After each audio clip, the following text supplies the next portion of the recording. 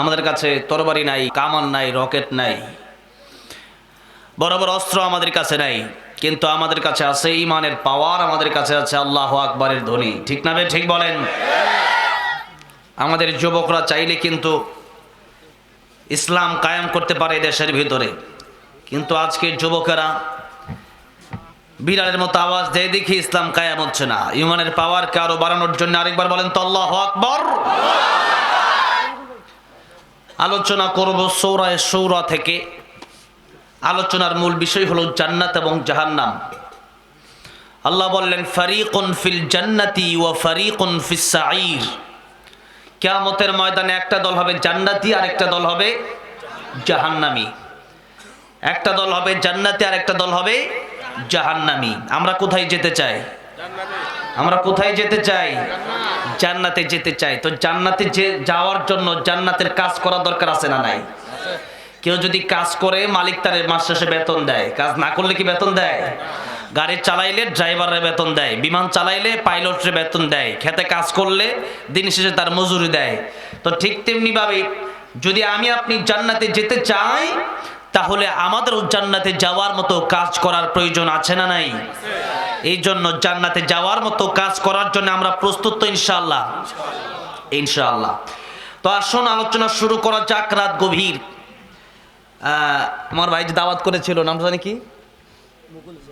মুকুল ভাই। ওই যে আজকে উনি অত্যন্ত চমৎকার আলোচনা করেন, অত্যন্ত কষ্ট করে আমার সাথে দীর্ঘদিন যাবৎ যোগাযোগ রেখেছেন। আল্লাহ যেন ওনার নেক হায়াত বাড়ায় দেন, বলেন আমিন।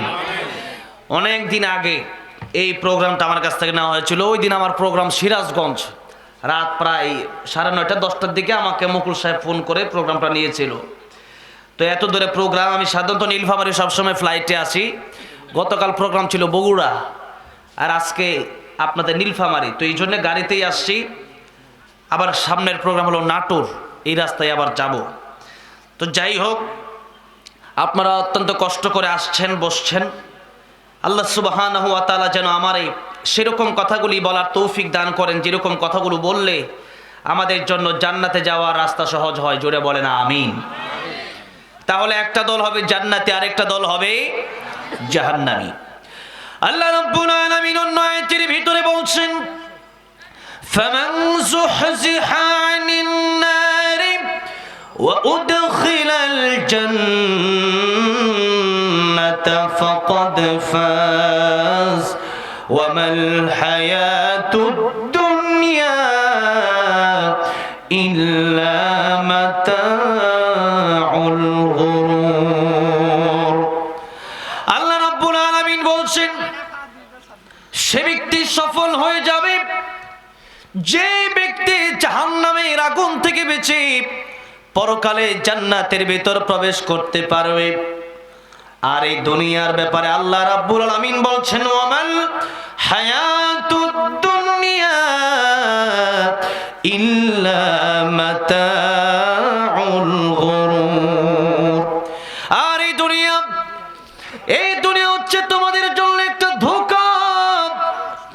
এই দুনিয়ার ভিতরে যা করছো, যা দেখছো, এই সব হলো তোমাদের ধোঁকা। এই দুনিয়ার ভিতর থেকে যা কামাই করছো, এই দুনিয়ার সব মাল সম্পদ তোমাদের থেকে যাবে।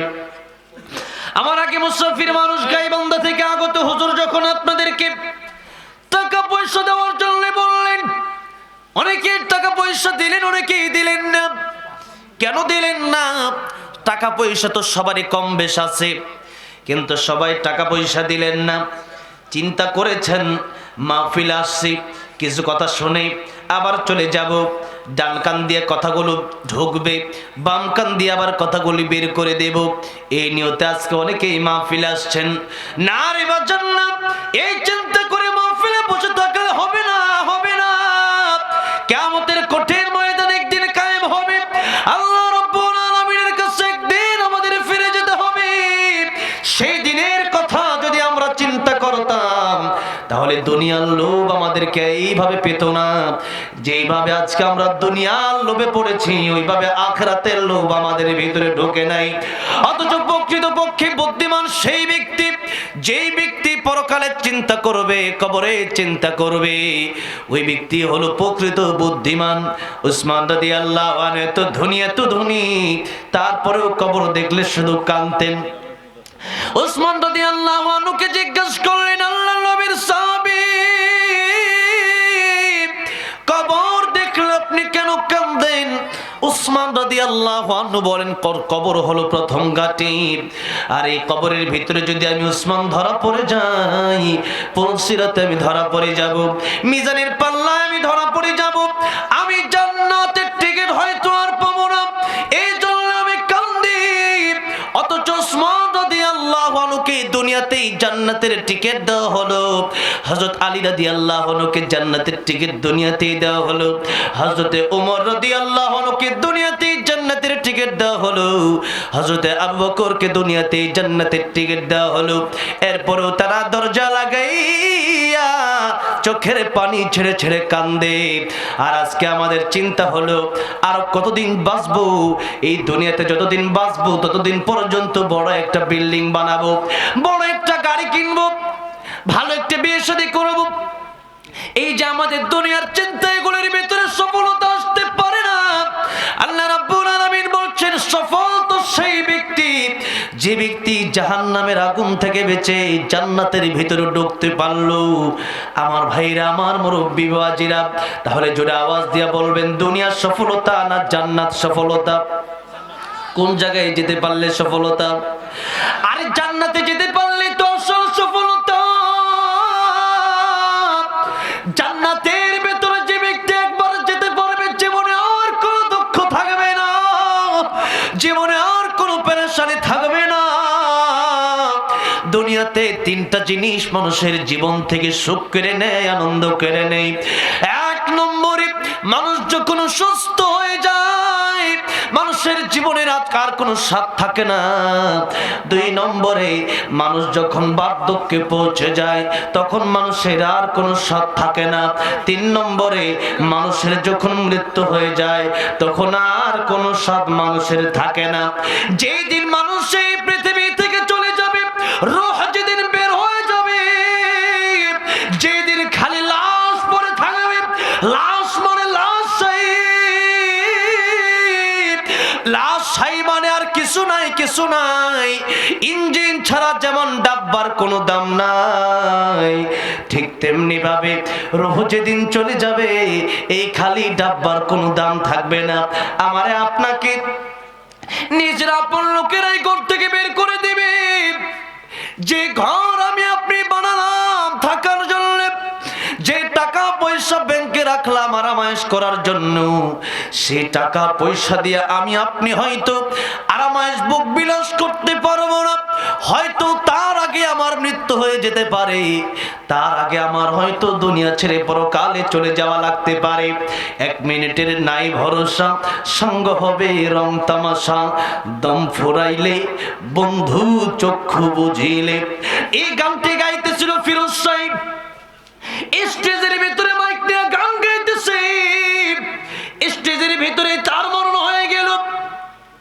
আমারও তো আজকে ওয়াজ করতে করতে মরণ হয়ে যেতে পারে, আপনারও ওয়াজ শুনতে শুনতে মরণ হয়ে যেতে পারে।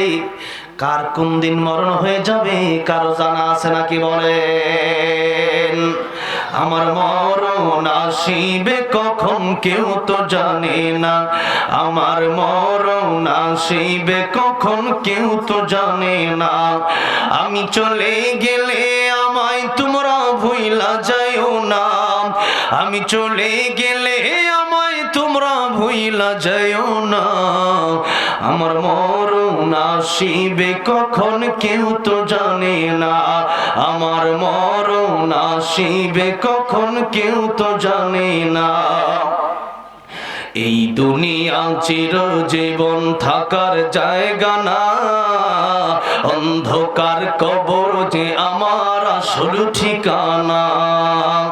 এই দুনিয়া চিরজীবন থাকার জায়গা না, অন্ধকার কবর যে আমার আসল ঠিকানা। সবাই রেখে আমায় চলে যাবে, সঙ্গী হবে না।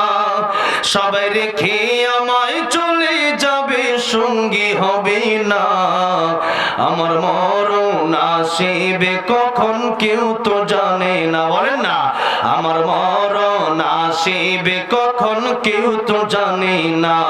আমার মরণ আসিবে কখন কেউ তো জানে না। কবর মাঝে মা বাবাকে দেখা যাবে না, দেখব যাকে তিনি হলেন শাহে মদিনা। কবর মাঝে মা বাবাকে দেখা যাবে না, দেখব যাকে তিনি হলেন শাহে মদিনা। সেদিন আল্লাহ বিনে অন্য কেহ সঙ্গী হবে না। সেদিন আল্লাহ বিনে অন্য কেহ সঙ্গী হবে না। আমার মরণ আসিবে কখন কেউ তো জানে না। আমার মরণ আসিবে কখন কেউ তো জানে না। আমি চলে গেলে আমায় তোমরা ভুইলা যাও না। আমি মরে গেলে আমায় তোমরা ভুইলা যাও না। আমার মরণ আসিবে কখন কেউ তো জানে না। কথা বলেন ঠিক না বেঠিক? এই জন্য আমার ভাইরা, আমার মুরব্বি ওজিরা, বয়স তো কম হয় নাই। 30 বছর, 40 বছর, 50 বছর, কারো 60 বছর। এরপরও তো জীবনটাকে পরিবর্তন করতে পারলাম না। প্রতিদিন কত ওয়াজ মাহফিল হয়, জুমার দিনে খতিব সাহেবরা খুতবা দেয়। আমার আগে আমার মুকুল ভাই বলল, ওয়াজ তো কম হয় না, পরিবর্তন কেন হয় না? এই যে ওয়াজ শুনতেছেন কিন্তু ভেতরে কেন পরিবর্তন হয় না? গুনাহ গুনাহ গুনাহ গুনাহ করতে করতে আজকে আমাদের অন্তর কালো হয়ে গেছে, শক্ত হয়ে গেছে। আল্লাহ রাব্বুল আলামিন বলেছেন, ফালিয়াদহাকু কালিলা ওয়ালিয়াবকু কাসীরা। হাসবা কম, কাঁদবা বেশি। আজকে আমরা শুধু হাসি হাসি, হাসির খোরাক নিতে চাই, চোখে পানি আসে না। ও বাবাজিরা, আমার যুবক ভাইরা, চোখে কেন পানি আসে না? আজকে দিলটা শক্ত হয়ে গেছে, অথচ কান্নার বড় দাম। আল্লাহর কাছে কান্নার বড় দাম। কাঁদলে আমার আল্লাহ খুশি হয়ে যায়। কাঁদলে আমার নবী বলেছেন, মান বাকা মিন খাশিয়াতিল্লাহ হারামাল্লাহু আলাইহিন নার। যে ব্যক্তি আল্লাহর ভয়ে এক ফোঁটা চোখের পানি ছেড়ে দিতে পারবে, আমার আল্লাহ রাব্বুল আলামিন তার জন্য জাহান্নামের আগুন হারাম করে দিবেন। আজকে তো আমরা কাঁদি না, নামাজই তো পড়ি না, কাঁদবো কোন সময়? নামাজই তো খবর নাই। 24টা ঘন্টা সময় আমার দিল আমার আল্লাহ। 24টা ঘন্টা সময় চলে যায়, দিন চলে যায়, সপ্তাহ চলে যায়, মাস চলে যায়, বছর চলে যায়, কিন্তু আজকে আমরা আল্লাহ রে আল্লাহ বলে ডাক দিতে পারি না। ও মুসলমান, আজকে মুসলমান বলে পরিচয় দেন, কিন্তু আমার আল্লাহরে কেন ডাক দিতে পারেন না? মুসলমান হয়েছে, এরপরেও কিন্তু কেন মসজিদে যেতে মনে চায় না? মুসলমান হয়েছেন, এরপরেও মা বোনের কেন পর্দা করতে মনে চায় না? আপনি তো খ্রিস্টান না, আপনি তো বৌদ্ধ না, আপনি তো ইহুদি না, আপনি তো নাসারা না, আপনি তো হিন্দু না, এরপরেও কেন আপনি আল্লাহরে ডাকতে আপনার লজ্জা লাগে? আল্লাহ রাব্বুল আলামিনের হুকুম মানতে এরপরেও কেন আপনার দ্বিধা হয়? এই যে আমাদেরকে সময় দিলেন, জোরে আওয়াজ করে বলেন, সময় দিলেন কে? আরো জোরে মায়া লাগায় গুনাহ মাফের আশায় জোরে বলেন, কে সময় দিলেন? কে? আরো জোরে বলতে হবে, সময় দিলেন কে? সে আল্লাহ সময় দিলেন। কিয়ামতের ময়দানে আল্লাহ রাব্বুল আলামিন আমলনামা যখন ডান হাতে আর বাম হাতে আমলনামা দিয়ে দিবেন, হয়তো কারো ডান হাতে আমলনামা আসবে। বাবাজি ও আমার ভাইরা, ডান হাতে যদি আমলনামা চলে আসে ভাগ্য বড় ভালো।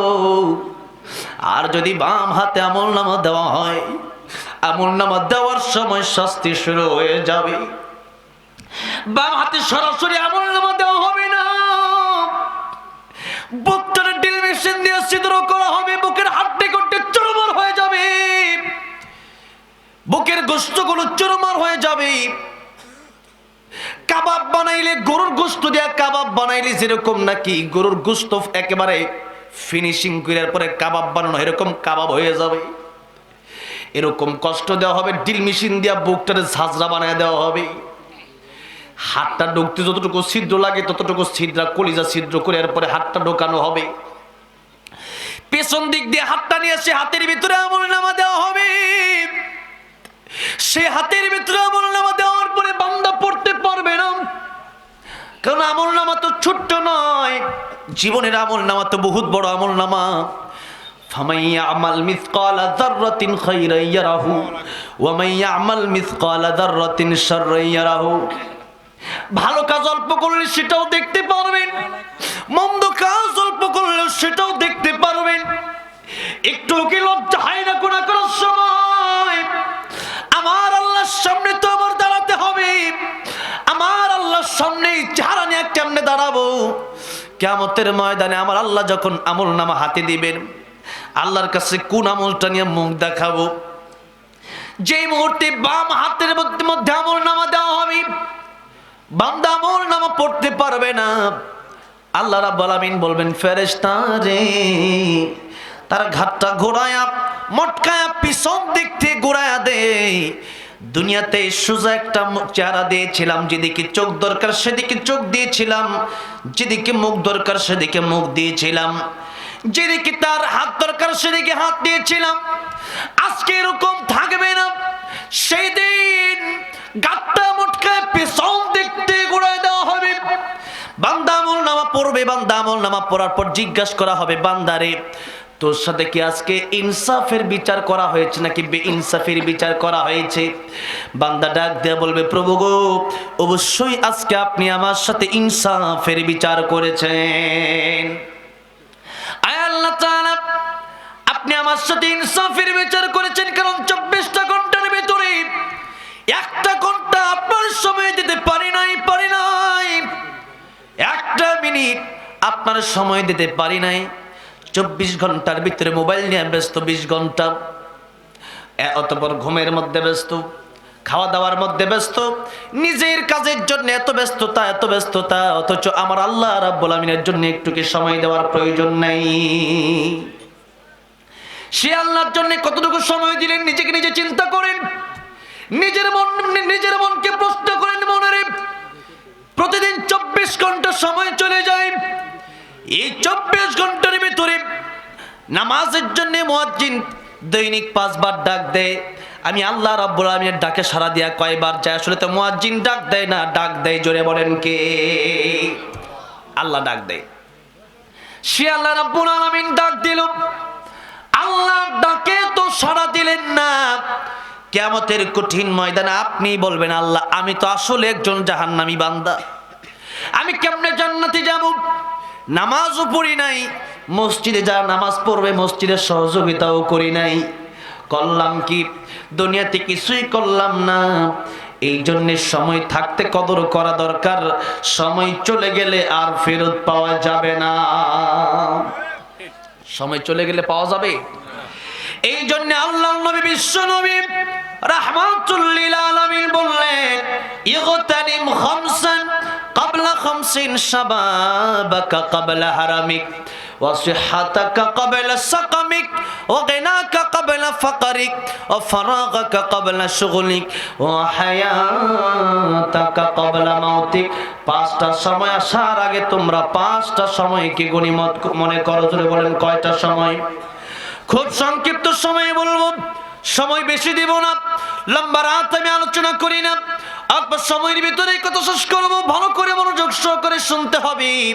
আল্লাহর নবী, বিশ্ব নবী রাহমাতুল লিল আলামিন বললেন, যুবকেরা তোমরা তোমাদের বৃদ্ধ বয়স আসার আগে আগে ইবাদত করো, বৃদ্ধ বয়স আসলে পরে ইবাদত করা কঠিন হয়ে যাবে।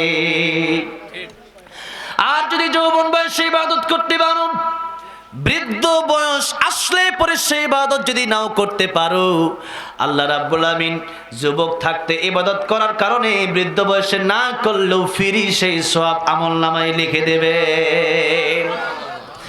2 নম্বরে আল্লাহ নবী বিশ্ব নবী 2 নম্বর কথায় যাওয়ার আগে যুবকদেরকে আরেকটু কথা বলতে চাই। আজকে মসজিদের ভিতরে মুরব্বীরা গেলেও যুবকেরা যায় না। যুবকেরা যায়? সব যুবকেরা যায় কি? এখানে যতগুলো মানুষ আছে মসজিদে কি এত মানুষ হয়? এত মানুষ হয় না। ইসলাম কায়েম করা এত সহজ? সাহাবীরা জীবন দিল, আর আপনি মসজিদে 10টা টাকা দিতে পারেন না। আপনি জান্নাতে যাবেন কেমনে? এত সহজ? আল্লাহ বলেন আম হাসিবতুম আন তাদখুলুল জান্নাহ, জান্নাত মামার বাড়ি আবদার না, যে চাইবার পেয়ে যাবে, এত সহজ না। মাসালুল লাযিনা খালাউ মিন ক্বাবলিকুম, তোমাদের পূর্ববর্তী যারা এসেছিল তারা কত কষ্ট করেছে ইসলামের জন্য। তাদেরকে করাত দিয়ে তাদেরকে এই মাথা থেকে নিয়ে পা পর্যন্ত দ্বিখণ্ডিত করা হয়েছে। তারা ঈমান বিলিয়ে দেয় নাই, বাড়িঘর ছেড়েছে, ঈমান বিলিয়ে দেয় নাই, রক্ত দিয়েছে, ঈমান বিলিয়ে দেয় নাই, জীবন দিয়েছে, ঈমান বিলিয়ে দেয় নাই। আজকের যুবকদেরকে বলতে চাই, বর্তমানে যদি দ্বীন ইসলাম কায়েমের জন্য রক্ত দিতে হয়, জীবন দিতে হয়, কারা কারা প্রস্তুত আছেন? তুলে দেখান।